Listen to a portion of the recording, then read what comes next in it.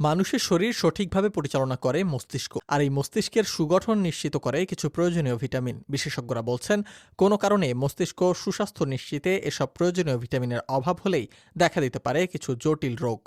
আমেরিকার স্বাস্থ্য বিষয়ক ওয়েবসাইট হেলথ লাইন ও মেডিকেল নিউজ টুডের প্রতিবেদন বলছে, বিভিন্ন ধরনের ভিটামিনের মধ্যে ভিটামিন বি 12 শরীর ও মস্তিষ্কের জন্য গুরুত্বপূর্ণ একটি ভিটামিন। এই ভিটামিনের অভাব হলে শিকার হতে পারেন স্নায়ুর নানা ধরনের জটিল রোগে।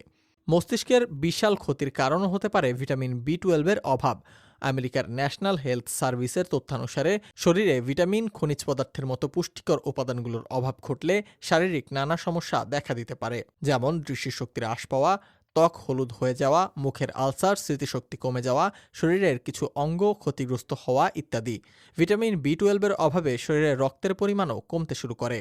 রক্তের পরিমাণ কম হলে সারা শরীরে রক্ত সরবরাহ করা সম্ভব হয়ে ওঠে না, যে কারণে অস্বাভাবিক হারে বেড়ে যেতে পারে হৃদস্পন্দন।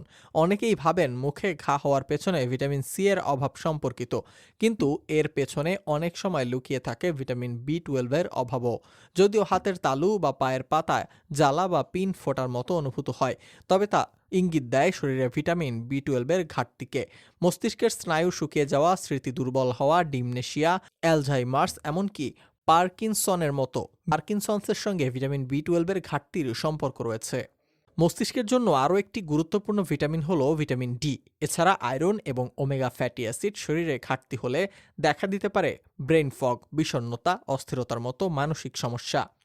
তাই নিয়মিত চেষ্টা করতে হবে vitamin D, iron, omega fatty acid, vitamin B 12 এর ঘাটতি পূরণ করতে। এর জন্য ডায়েটে রাখতে পারেন প্রাণীজ প্রোটিন, দুগ্ধজাত খাবার, ডিম, বাদাম, রুটি, পাস্তা, গাঢ় সবুজ শাকসবজি, রঙিন ফলমূল সমৃদ্ধ খাবার।